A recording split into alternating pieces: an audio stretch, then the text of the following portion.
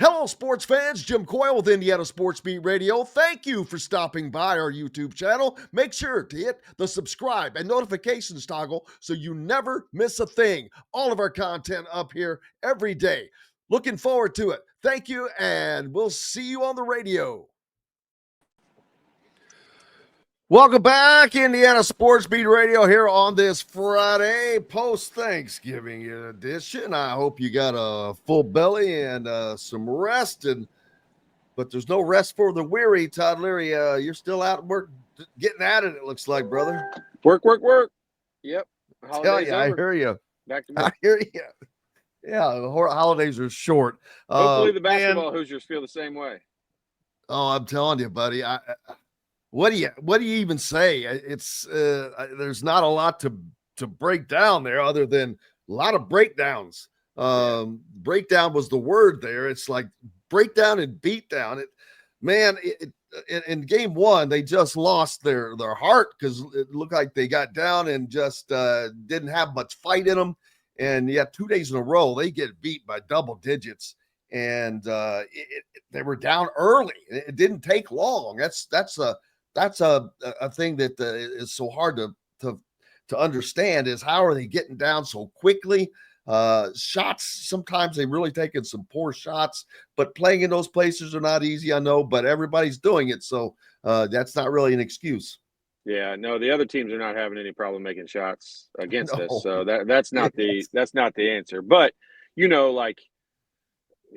this is what I'll say about this team. This is the team that we have, and so we have to make do with them the way they are. The problem with that, from my perspective, is this is not a team that's built to be able to come back from behind. So if they don't get off to a good start, they're in trouble. Most of the teams that can make a huge big comeback and score in bunches are teams that can fire in a bunch of three-pointers at the same time. And I'll be honest with you, I think this team is built more for that than they are for what they're doing. But this is exactly what we were afraid of when they signed Ballo. And it's hard to say adding Ballo would be a negative because yesterday he was the best player on the floor for Indiana. But the style of play that you are kind of forced to play when you have, two bigs on the floor that are not, the most quick and nimble guys up and down the court, it just limits you to what you can do. And, that's the reality of where this team is, the way Mike Woodson likes to play. And I don't think he would take this as a negative. I'm not even saying it as a negative. I'm saying it's factual in my mind. The way he wants to play is to go down and pound it inside and beat you in the paint. It's kind of like he's kind of like a Bill Belichick football style. Like he wants to pound it down your throat. Where I think Bill Belichick made changes was when he got Tom Brady, they realized, hey, maybe we don't have to run the ball all the time. We could throw 7-yard passes. And those are the same as runs instead of trying to throw 20-yard passes. And they dink and dunked it down the field. And Indiana right now is dinking and dunking it. And other teams are throwing haymakers. And I'm kind of at a loss for words, even though it sounds like I'm talking a lot.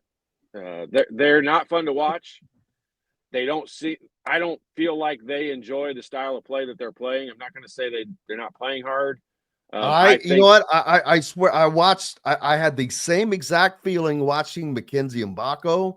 I don't know why, but I had that same feeling. It just doesn't look like they're enjoying what they're trying to accomplish the way they're trying to accomplish it. Yeah. I mean, the goal for this team every time down the floor is to throw the ball so that, Renew and Ballo touch it in the paint. Like that's the goal every time down the court. And I think that's a mistake. Like that's just my opinion, but I think that's a mistake. I think college basketball has changed. I think that would have worked many, many years ago. I still think they'll beat some good teams. Days they get things going their way, things that they get, they get off to a good start. I think they'll be able to get away with that, and they will beat some good teams that way, but not consistently. And you're not going to go through a run, I don't think, of beating a bunch of good teams once you get to, the Big Ten and the conference tournaments, and then hopefully the NCAA tournament. you're not going to beat that many teams in a row playing that style of basketball. And college basketball has evolved, and I don't feel like our program really has. Yeah, and I know it's hard for you to say some of those things, but there's not a lot else you can say. I mean, it is the truth. And I before earlier I mentioned someone that said, "Well, hey, why would we want to if we wanted this or wanted that?" I'm like, man, if you're even thinking about change, you're going to have to endure a season. No doubt. So that's just like nothing is going to happen in season. All you can hope for is that they get better, because right now we're starting to see some of these Big Ten teams who are going to be good. I've been asking because I didn't know. It's been hard to know who is going to be good in this Big Ten season. Purdue is looking like, you know what? They're going to be better than I thought they were. Trey Kaufman-Renn is playing pretty damn well in replacement of Zach Edey, just in a much different way. And so they're going to be a team that's going to be reckoned with. Illinois is once again Brad Underwood. Man, that dude should get not coach of the year, but coach of the multiple years, because he's able to put together a team year after year when he loses a ton. And it's like, okay, he's got another team put together. Michigan, Dusty May is putting a team together. Ohio State has done wonders since they've made their change. And then UCLA. So it's going to be a hell of a lot tougher at the top than you're leaving out realize. the team I think is the best in the Big Ten, and that's Rutgers.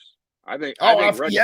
Yes. I mentioned him earlier. A great Nate Oates was talking about having to play them.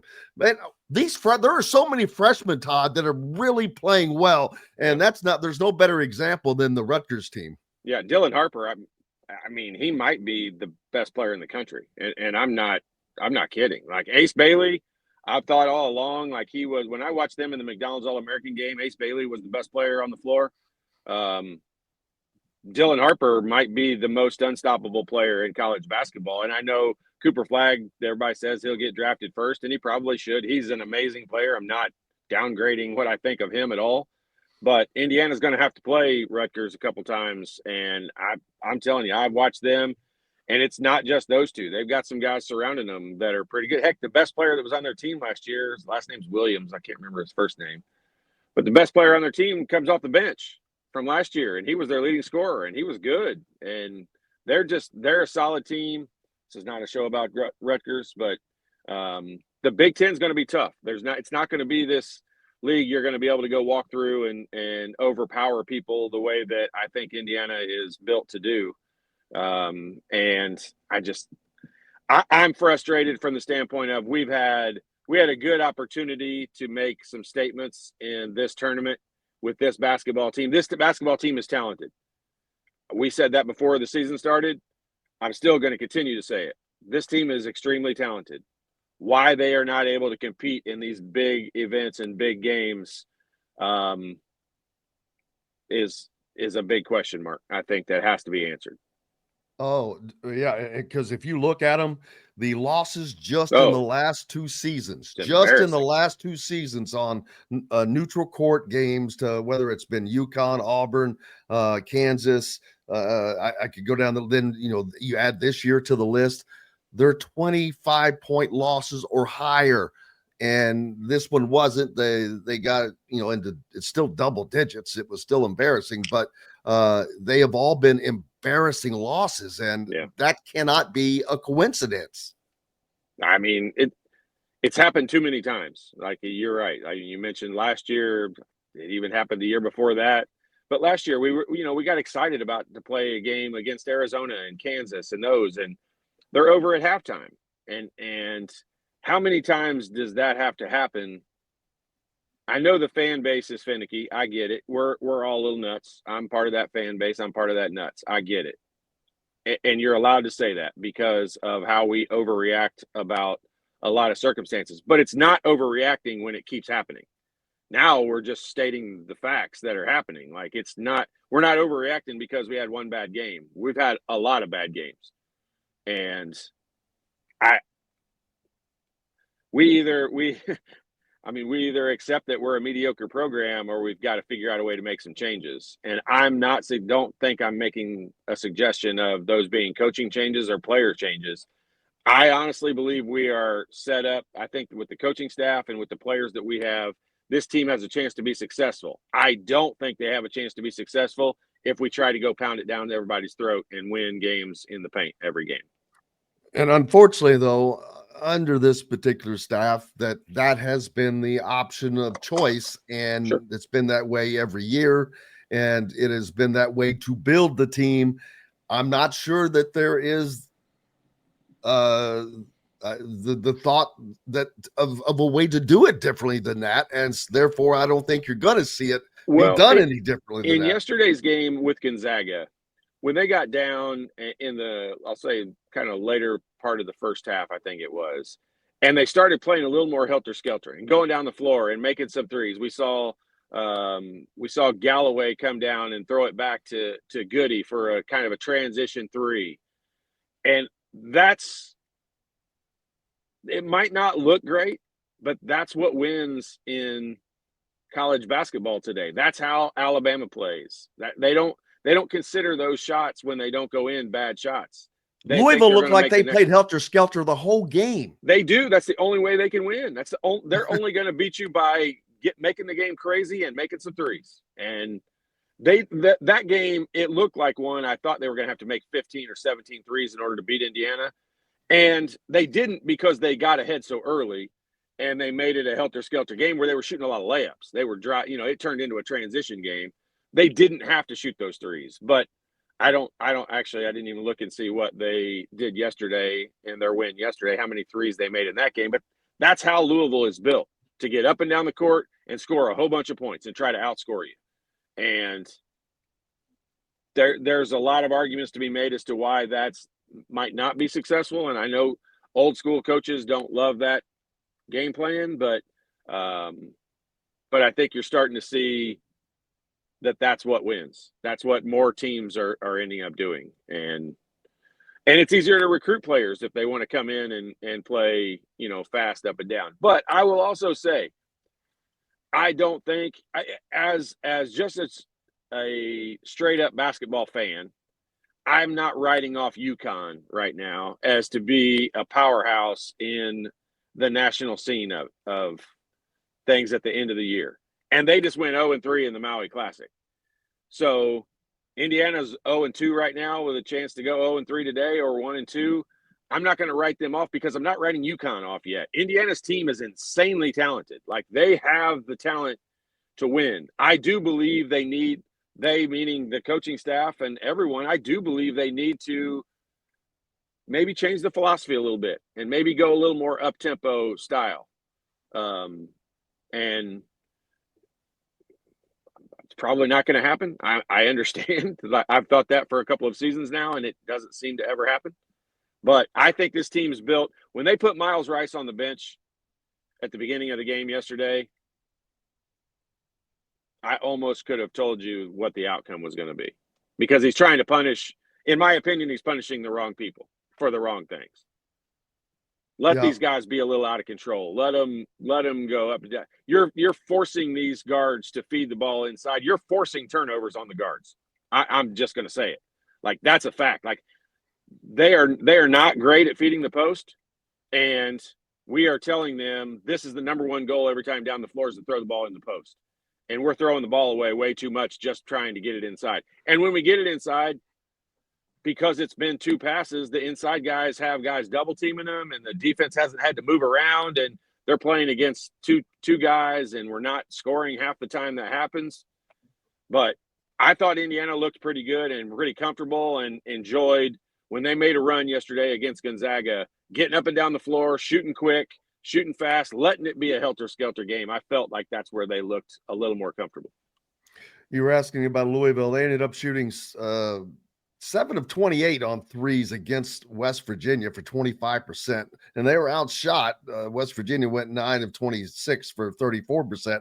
But where they made their bones was at the free throw line. They got there 33 times, or they should 33 free throws as compared to 12 for West Virginia, and outscore them 24-9 at the free throw line. So that's another thing, getting to the free throw line. Yeah, it's probably that. And you get to the free throw line by having some type of driving advantage, or it being a fast-paced up and down the court game, and you draw in a bunch of fouls. And look, you don't, unless you're Zach Edey, and like I firmly believe this is the case. Unless you're a guy that's like that, that's so much bigger than everyone else, today's college basketball, you're not really going to go down and get other teams into that bad of foul trouble. And when you do, they generally have another guy that can bring off the bench that can play defense in there. And so I think the way to get to the free throw line, and the guys that we want at the free throw line, I mean, I don't want Ballo at the free throw line. He shoots less than 50% from the free throw line. I want the guards at the free throw line. And that means we need to get up and down the floor and play a different pace. I don't think they'll play any differently. I don't think anything will be any different. All I can do as a fan is sit here and hope that at some point in time, the game turns into such a helter-skelter game, and Coach Woodson likes the look of how that goes, and we change our philosophy a little bit. Because otherwise, I think the more we all say, although I don't think he listens or hears any of this, but I think the more that we all say, or the outside noise says, they need to play a different style, the more he's going to play the same style. Yeah, it's not going to change. Let's take a quick break. We've got lots of sports coming up this week in Indiana with another game now and an opportunity to salvage a little bit of this trip to the Bahamas. They'll take on the Providence Friars. We're back with more. Todd Leary, the voice of the shot doctor, is with us from myjumpshot.com. If you have a kid or know a kid or a kid that needs some help with your shooting, with your basketball fundamentals overall, just go to myjumpshot.com. We're back with more after this break. Located on 325 acres in beautiful Brown County, Indiana, Hard Truth Distilling Company is the biggest and the best craft distillery around. While Hard Truth is already known for producing internationally awarded whiskeys and spirits like Hard Truth's Sour Mash Bourbons, Sweet Mash, and Hard Road Rye, as well as their cinnamon vodka and the always popular Toasted Coconut Rum. Hard Truth Distillery offers so much more. With a full-service restaurant, ATV, and distillery tours, as well as live music, you can spend an entire day at Hard Truth Distillery while making your entire family or group happy. And that's the Hard Truth. Hard Truth products are available across Indiana, as well as many other states. So no matter where you shop, if they don't carry your favorite Hard Truth product, tell them you want the truth, the Hard Truth. Hard Truth Distilling Company encourages you to enjoy all of their products responsibly and to never drink and drive. When it comes to apparel and promotions, Freethink has you covered, literally, whether it's 24 or 200 shirts for sports leagues, businesses, or groups. Freethink Apparel and Promotions can also create your very own merchandising store. Freethink Apparel and Promotions did it for Indiana Sports Beat Radio, and they can do it for you. Whether it's screen printing, embroidery, digital printing, promotional products, vehicle wraps, or anything else under the promotional line. See what Freethink Apparel and Promotions can do for you at freethinkapparel.com. Know a team or group needing a fundraiser? Boost Fundraising raises more money faster and offers the most unique and user-friendly online fundraiser in the nation. Your team receives personalized fundraising pages for each team member. Free team-branded promo gifts shipped to each donor. Boost Fundraising does it all. Sports teams, marching bands, charity causes, and community groups. Go to boostfundraising.com and be sure to enter the promo code COYLE, that's C-O-Y-L-E, to receive a discounted fundraiser.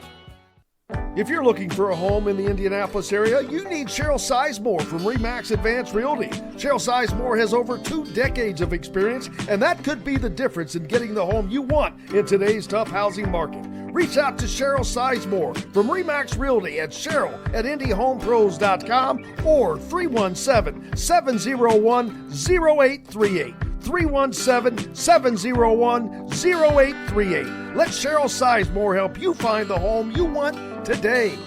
At Ben Davis Chevrolet and Ben Davis Ford in Auburn, we're your one-stop shop for all of your automotive needs. We have the area's best selection of over 300 vehicles, including new cars, trucks, vans, and SUVs. Plus a huge selection of pre-owned vehicles in stock. And if we don't have what you're looking for, we'll find it for you. We also have top-of-the-line service and parts, plus a collision repair center, and we're competitively priced on everything. For sales, service, collision, parts, and more, we do it all. Come see us today or visit us online at bendavischevrolet.com and bendavisford.com.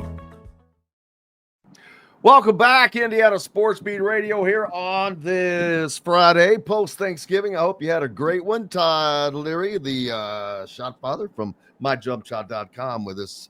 And Todd, Indiana will take on the Providence Friars today in the losers bracket, I guess you'd call it. So what can we expect to see against the Friars? Well, I don't know much about the Friars other than they've obviously lost a couple of games as well here. But,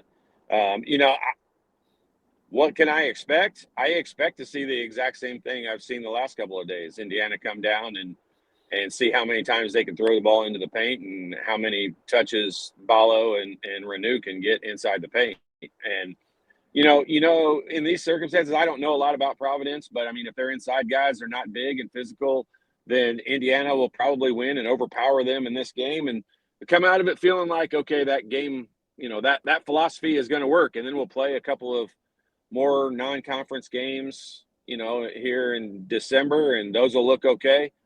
But when they play in the Big Ten, they're going to have to change their philosophy, or they're not going to be at the top. This team is talent-wise top 3 in the Big Ten. Even with the way that you've mentioned, Purdue's got off to a pretty good start, and Illinois looks good. I think Rutgers is pretty darn good. Michigan State's average, but it's Tom Izzo, so you never know. But Indiana is top 3 talent in the Big Ten, and the way they're playing right now with this pounded inside philosophy, they're not going to finish in the top 3. They're not going to finish. They're getting closer to the middle of the pack, which is unacceptable for this talent. Oh, and I mean, we'll talk about the rest of that later, but some bad news for you is that the Friars entering the game with Davidson last night, they averaged 71 points per game, shooting 44% from the field overall, 32.4% from three-point range, and that's on 30 three-point shots per game. That is a lot of three-point shots to go up, and especially when you're hitting 32%, that's pretty damn good. The percentage is not very good, but I mean, still you're making 10 a game.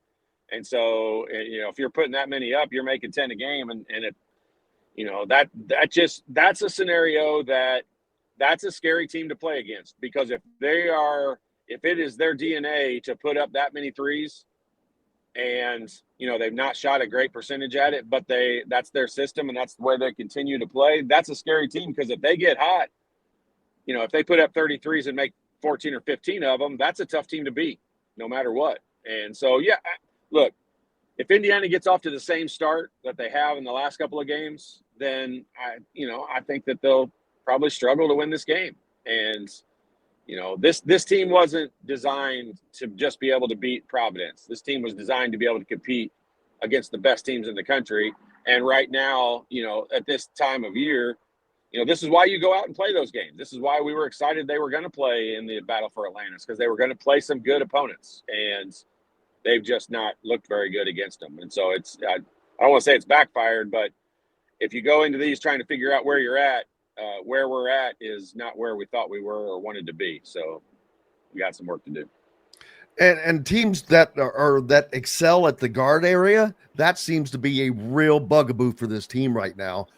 Even with having the new guys in there, Kanan Carlisle, who started the game playing like his hair was on fire defensively, and Miles Rice, but obviously he saw the bench a little bit yesterday, kind of early, so not a good sign there. But Providence has their 3 leading scorers are 3 guards, and so Indiana's going to get a healthy dose of that again today. Yeah, I mean, and that's not just Indiana struggles against teams with good guards. That college basketball is a little different, and teams that have good guards are the ones who usually end up winning. I mean, look at I know you mentioned Trey Kaufman-Renn for Purdue and how well he's playing, but I mean, when their guards play well is when they win, and when they don't, that's when they struggle to beat teams, and that's the way across college basketball. It is, and guards can dominate. They've got the ball in their hands way more often. Guards can dominate a game, and Indiana doesn't play that way. You know, Mike Woodson, I don't feel like he's never told me this. I just watch his team play a lot, so this is what I deduct from it. But Mike Woodson wants the leading scorer on his team to be either Malik Renew or Omar Ballo, you know, about every game. And if he doesn't want that, then he needs to change his system, because that's the system that he runs and the plays that they run and where they want the ball to go. That's what it looks like.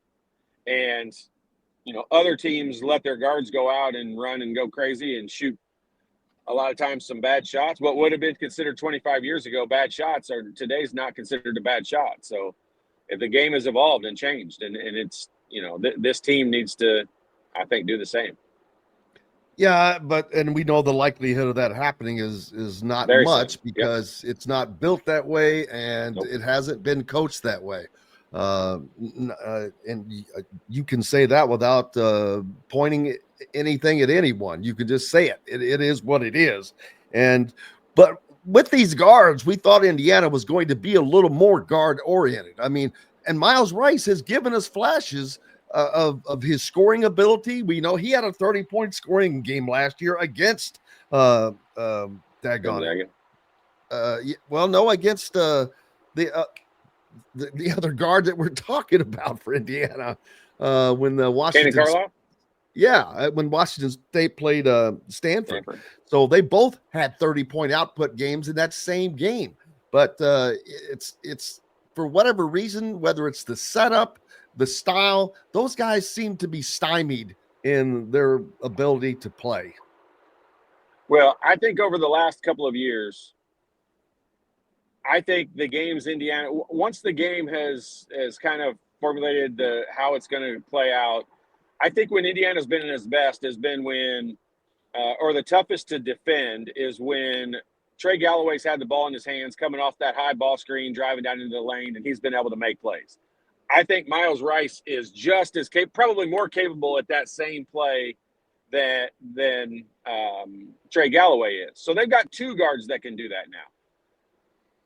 My issue with it is that's not the plays that they run. They only go to that once the game has gotten to the point where that's the play they have to run. And I don't think that Coach Woodson likes that play because it gets his big guy too far out away from the basket, setting that ball screen. But that's when Indiana, I think, has played at its best and been its toughest to defend, when they spread the floor like that. And so it's kind of battling against each other. What I think has worked the best is not the philosophy that Coach Woodson likes to see. And that, I think, is the inter squad battle they've got going on, is trying to fit the pieces that he has out on the floor into what he wants them to do.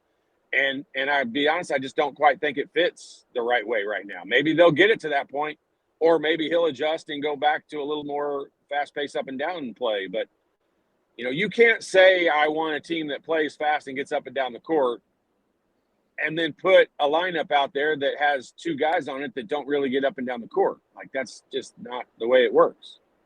Yeah, and unfortunately, we've seen that for the last couple. We've heard that and seen that for, and it's just it's not come to fruition. I don't know if it's a fear or if it's just, I don't know what it is. You would know much better than I. I am not a coach. I am not someone who is as deeply enthralled into the inner workings that quickly is someone like you that can just read it so fast.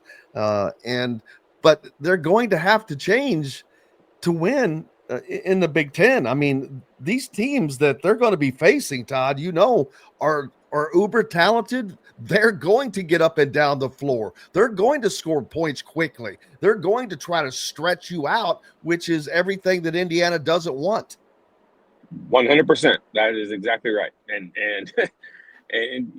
we're just going to keep beating the dead horse here, but I don't know that the philosophy is going to change. I don't know that. I don't think he wants it to change. I think he wants to make his system work. And when I say he obviously I'm referring to Coach Woodson. I don't think there's any question that he wants this team to be, or he wants whatever team he puts on the floor to be a pounded inside, we're going to overpower you type of game. And boy, if that's not what he wants, he sure doesn't show it by the plays that they run, because running the ball through these particular players, a lot of teams run the ball through their big guys, but those big guys are generally at the high post or even top of the key a lot of times, and they're running off of, that X play that everybody runs off of that, where you're cutting off of it, and even Purdue runs that. But it's big guys catching the ball at the free throw line and up at the top of the key. And Indiana's big guy, the plays Indiana run are not that. They're to catch the ball. Whenever they do that, it's only to throw a high-low pass from one big guy to another. We've seen these guys. I do think that they'll get more in sync, Ballo and Renew, when they play together. But so far, the high-low has not been a major factor. It's worked a time or two, but it's not been a major factor in what teams have to defend, and they're not that worried about giving up 1 or 2 baskets a game to that. So they're not really defending it that way. It's not the threat that I think Coach Woodson thought it was going to be. The bucket game tomorrow, man. We can switch subjects there easily. Indiana. Yeah. Indiana taking on Purdue. I think that they need to win convincingly just to put the committee members' minds at ease. They want Indiana in. Ward Manuel is the AD at Michigan. He wants to see a Big Ten team in. He probably knows that they deserve to be in, but he would rather Indiana did him a little solid and just beat the crap out of Purdue and make it a lot easier. No question about it. It definitely needs to be. It definitely needs to be a convincing win. I think. I'm not saying needs to be in order to get into the thing. I just think from the team psyche and what they've got coming up, and what's in front of them and the opportunities that they have, I feel like they need to get a little bit back on track. And I think from their perspective, they need a convincing win. That it doesn't need to be some crazy a bunch of 70-yard pass plays. It needs to be we can pretty much move it down the field and score in a bunch of different ways throughout the entire game, and just a convincing, 42-14 win, and just move on. Exactly. I think they need that as much as for themselves as anything else. They've got to get back to knowing that they are that good, that they can do that. I mean, let's be honest. They played Michigan and Ohio State, who they're one of the big boys, man. I don't care if Michigan is a national championship caliber team right now or not. They still have remnants of that, and they have players. They just had an offer, an 8-figure offer NIL for a quarterback, dude. That means $10 million. They're serious about getting guys in, and I don't mean that as opposed to anyone else, but they're going to have them, and they still have big linemen. And they have a hell of a defensive line. Ohio State does as well. I think they're the best team in the country. So there's no shame in, learning a lesson at the hand of the top team in the country, as long as you come back and play better the next game out. Yeah. And hey, look at this is the opportunity for Indiana to get a little bit back on track. The last 6 quarters, those last 2 against Michigan and then all 4 in the Ohio State game, they've not played as well as they know they're capable of playing. And I think a little bit of that has to do with competition. I think a little bit has to do with, just it was an opportunity for them to learn a little bit about themselves. And I think they'll be better for it. I like the fact that Coach Cignetti has the idea of getting better after those games. And, things went wrong. The hard part about that Ohio State game, the score looks a lot different than what that game was. Like Indiana, the first quarter, I think most people looked at that and said, okay, Indiana might be the best team in the country. And then, some things went wrong and they didn't handle it well. And I'm the first one to admit that. Like you have to handle that well if you're going to be the best team in the country, and they didn't. And so I do think they learned some things about themselves, and I think this is a good opportunity to go fix those and get ready for, what lies ahead after the bowl game. And I think that's going to be something that's pretty positive for them as long as they go take care of business tomorrow. Absolutely. And you never know where they're going to end up right now, slotted to well, I would love to have the way it's slotted right now. I'd love to have that be the outcome. Well, you know what? A lot of people agree with you, and I'm one of them because Penn State Indiana played there well last year with the team that they had, the 3-9 team. They gave them all they wanted, and now this is a Penn State team who is pretty good defensively, but they don't have a ton of offense. Yeah, and they've squeaked out of a couple games that they easily could have gone the other way on as well. And so, yeah, I'm just saying you're going to play a really good team. If you get to the college football playoffs, you're going to play a really good team. And being slated where Indiana would be at that point at number 11, I don't think they could ask for a better situation than playing against Penn State. And I'm not degrading Penn State. I'm just saying I'd take the playoffs set the way that they are right now. That'd be perfect. Another possibility. That's if nothing changes, but the odds of nothing changes are not good. Yeah, if you've watched college football all year. Last weekend was a train wreck for the way things were supposed to go.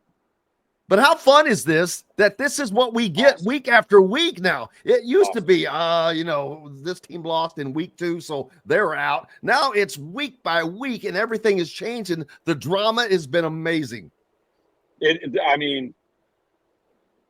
I think as fans, we all get to sit back and say, we told you so, because we've been begging for this for years, and look at what it's done. Not just this week or last week, the last 3 or 4 Saturdays in all the years past, we would have pretty much known who was going to be 3 of the 4. Last year there was 4 team playoff. We would have known what 3 of the 4 were going to be already, and we would have gone on from there. But at this point, to still have this many teams fighting for it and this many teams still thinking they have a chance, it's so much more fun and so much better for the game and fans and everybody. I cannot possibly think that the committees and everybody involved doesn't think this is a huge success. And it sure has been fun from a fan's perspective.